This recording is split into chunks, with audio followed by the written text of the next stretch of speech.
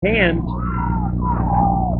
Incomplete, going to be second down. And you just know, Craig, I mean, early in the third quarter, and McCaskey comes out and throws on first down. There's not a lot of confidence in their ability to run the football. Well, again, I think that's absolutely true, and I think at this point, Scott Feldman testing a lot of different things. What happens if we throw on first down? So let's keep this in perspective. This is still a preseason game, so you're still taking a look at what you do well and not so well. And I think Scott Feldman's greatest fears have been realized tonight in that he felt his team was a bit overconfident. I thought they seemed a bit flat, but York High is really taking it. Looking deep, has a receiver, and in and out of the hands of Josh Sangre.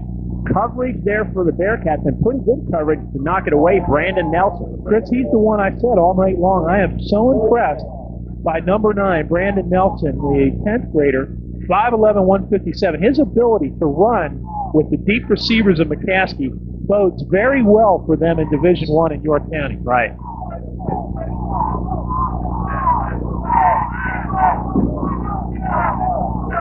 Trip wide receivers to this side on 3rd and 10. They got to look for Wilson setting up the screen, and Rodriguez can't handle it. I'll tell you, York High's defense is all over the field, Craig. They're fast, and you know, it's funny, as I said, J.D. Martin told me before the game, our strength right now is great overall team speed. It allows us to cover for some mistakes that we make as a young team. Well, you know what? They haven't made many mistakes tonight. Right. They have been where they've had to be on their defensive assignments. They've blocked, they've handled the line of scrimmage, and team speed has played into this, but not to cover mistakes. Right. Roscoe and Sweeney, those two dreaded guys, at least as far as McCaskey is concerned, and the ball is kicked out of bounds, and maybe intentionally so. Yeah, why keep giving yourself a headache? Yeah, right? absolutely. So again, good field position for the Bearcats. You know, and it's funny because you look down this roster and you look at these offensive linemen and defensive linemen for York High. They're certainly not big. They're not as big as the line we saw last week at Downtown.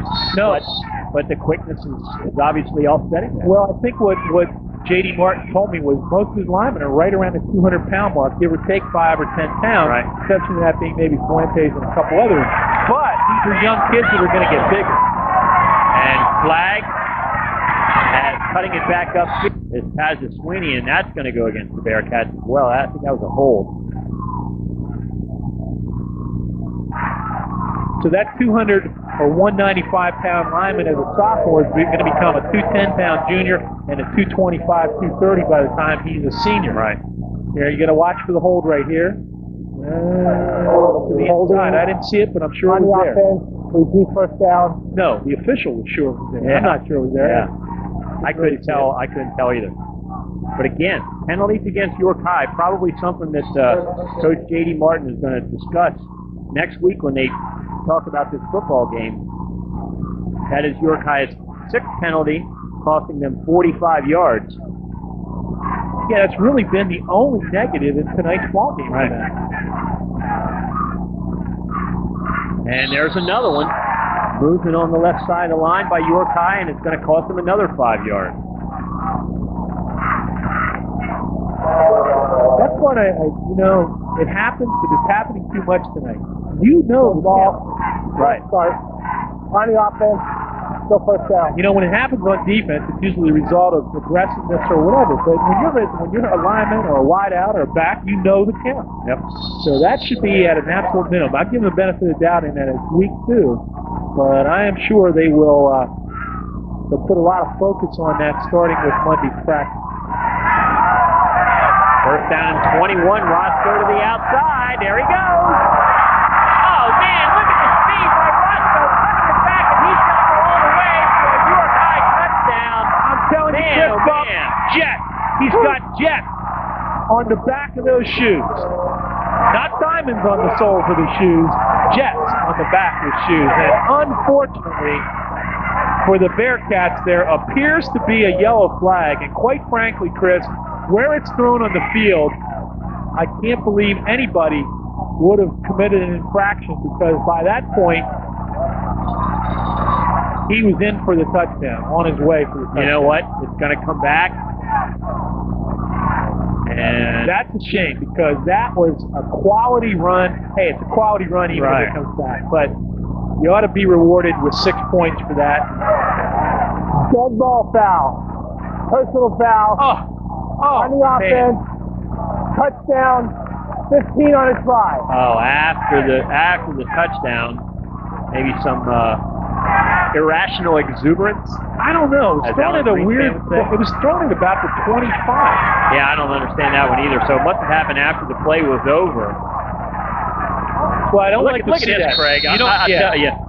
This is. I tell you, when he accelerates in that first 20 yards, that is unbelievable. I mean, that is just pure speed. I mean, you can't teach what he just did there. You just can't. He pulled away from 3 defensive backs down the sideline, and then, of course, coming back across the grain, he had him. Who's the first guy you think of? I think of last year of Ewan Jenkins from Central catching the guy from behind. Okay, I've seen some pretty impressive running tonight by Jason Roscoe. You know, the other guy that wore orange and blue a few years ago that this guy reminds me of a little bit, too, is a guy named Tyson Thomas. With that kind of speed. Absolutely. 11 carries, 162 yards in Gary Miller's notebook here for Jason Roscoe. And this game still has 8 minutes even in the third quarter. So we talk about the 23-inning baseball game. We're going to be here till Bowling Green receives from Penn State on the kickoff at noon tomorrow. This is the longest game we've ever done. There's no question about that. And there they go again. And that's definitely a Roscoe, I'll tell you. 53 yards on the drive, 65. Remember, you're high at 2 back-to-back penalties. Penalties have pushed them back. So Roscoe's run was actually 65 yards, 33-6. Hey, this is to Dan, Dave, and Vicky in the truck. Next time we do York High, bag the NASCAR in that sound. Bring in the Jets, the Blue Angels or something, because I'm telling you, Roscoe kicked it into a gear that was just incredible. That was not a Division II team he was running against. No. That was some kids, some quality kids out of Lancaster with good speed and good ability, and he just pulled away from them. Whew. Man. I'm going to just sit back, take a sip of the Coca-Cola. I don't know how McCaskey comes back in this game mentally now. No, I don't either. Simpson, a high short kick. Shockley catches it on the run at the 20. Looking up the sideline, puts his head down and gets out near the 40. But I agree with you, Craig. I mean, they have to be just demoralized at this point. And we talked before the show, before the game started, about big plays. York High has made them. A number of them. McCaskey had the one big play, but York High certainly has outnumbered their friends from across the river on the big play scoreboard. You know, if you're a coach, you always want something on that negative side of the ledger to talk about. J.D. Martin's got that. Yeah. That's yellow flags. But he's got a whole lot to feel good about in tonight's ball game. And he ought to be hugging every one of his offensive and defensive linemen for starters. Brown, right side, running room, out across the 45, and a good pickup on first down. Well, you know, let's be honest, Craig. I mean, both you and I, on the way up to watch Penn State last week, read that score of York High and Coatesville, and we're surprised, and especially to read that York High was ahead at halftime. I think we're starting to get a good indication of why that was so. Chris, here's a key stat. Last week, as we said, David Brown for McCaskey, 16 carries, 151 yards. Tonight, 8 carries, 31 yards. That's containment. Right. They have really, and how many big catches made by the receiver? Well, maybe here. Yep, there's one of them. You knew that had to happen sometime. Yep, and the big guy finally gets his catch, and that's Chris Wilson. And again, not bad coverage by York High, but Mark Keller with a perfect throw. And I got a funny feeling the way Chris Wilson went down that this might be a cramp, and that's exactly what it is. Boy, and at this time, is there anything that hurts more than a calf cramp in your calf? That is a painful, pretty temporary, but very painful feeling. Now, again, good pressure on Keller, the quarterback. He really delivers an excellent pass.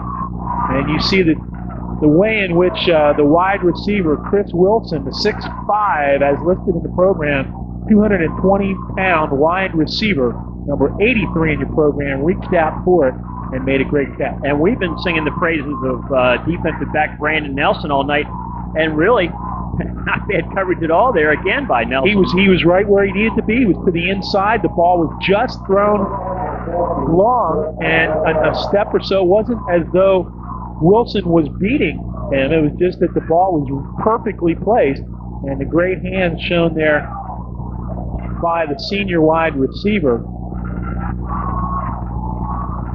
Chris Wilson. So we certainly hope he's okay. It does appear to be a cramp. You know, we talked a little bit about the history of this ball game. We talked about the 81 games played between the two teams. The fact that the series was 41-35 in favor of McCaskey and 5 ties between the two schools. The last tie was in 1938, Chris, 60 years ago, when these two teams battled to a 0 tie. They have played 56 straight games without a tie, and the other one was in 1908. So then you'd have to go back 90 years to get to the second tie at 0. So this has just been a long and storied history between the city of the Red Roses, Lancaster, and the city of the White Rose, York. But Wilson on his feet and slowly making his way off the field. And as you mentioned, Craig, nothing more painful than the cramp in the calf. And the problem is, it can feel good a couple minutes later, and that can come back at you again. You ever get one of those in the middle of the night, sleeping? Oh, man.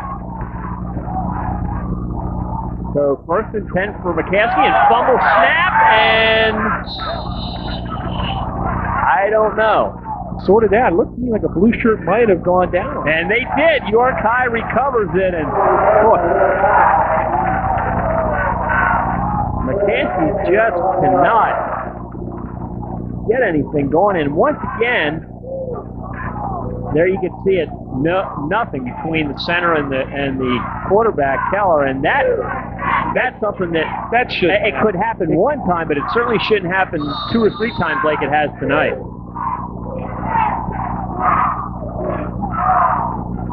I'm not so sure. I mean, obviously you don't want to come over here and get pounded and lose the game, but just from what Scott Feldman told me before the game on that overconfidence issue, this may help put some things in perspective for them and make them a better team in week 3 and beyond. Right. Conversely, as well as York High's played tonight, they know they've got to address the issue of penalties, but they also have to keep this in perspective as well. And we got the guy on the York High side now, Van Davis, is being bent over there in the middle of your picture, grabbing the calf. And boy, it's a warm, humid night, and just sucks those fluids right out of you, and that's what's happening.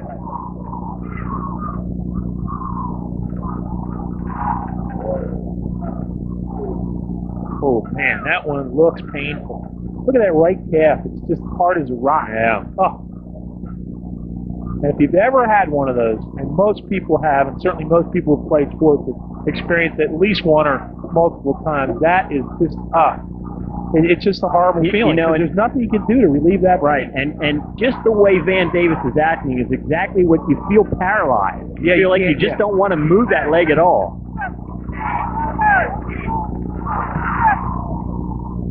He's really suffering. Yeah, he can't get it stretched out. Rick Guinan there, the trainer for York High, trying to aid him as much as he can, but he can't even get him moving. It's just incredibly painful. Well, let's dip into history just for a moment while Van Davis is taken off the field, gingerly, I might add, by Rick Guinan.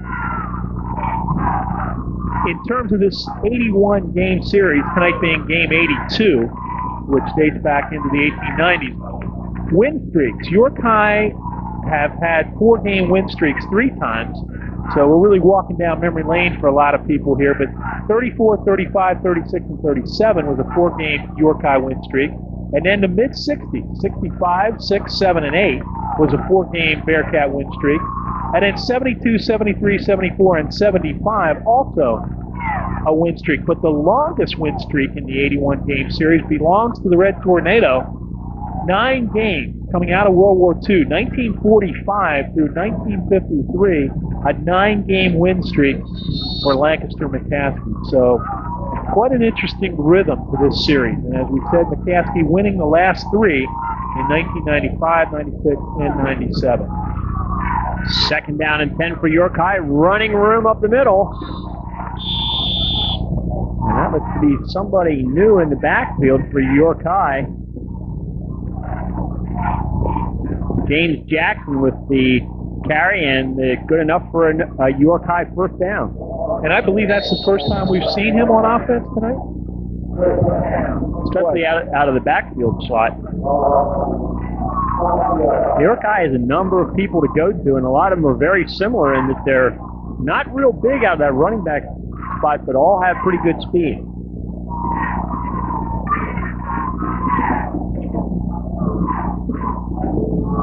Second back and nothing doing. Jason Roscoe brought down right at the line of scrimmage. Dennis Shockley, big hit on Roscoe. Chris, not that you need to be reminded of this, but we are now 2 hours into the game from kickoff, and there is still 5.5 minutes to go in the third quarter. So clearly we are moving to a new WSBC Cable 4 length of game record, as you see the quick hitter in the middle that time by the Bearcats, and they come hustling up to the line of scrimmage. Second down and 10, the pitch. Oh, and running room for Roscoe. Look out! Oh, he's going again, Craig. Nobody's going to catch him. What a show by number 7. That's going to take him easily over the 200-yard mark. You know, and let's make it right. What a show by number 7. What a show by those guys on the offensive line, too. And you know what? You know who was leading that sweep? Number 52 in your program.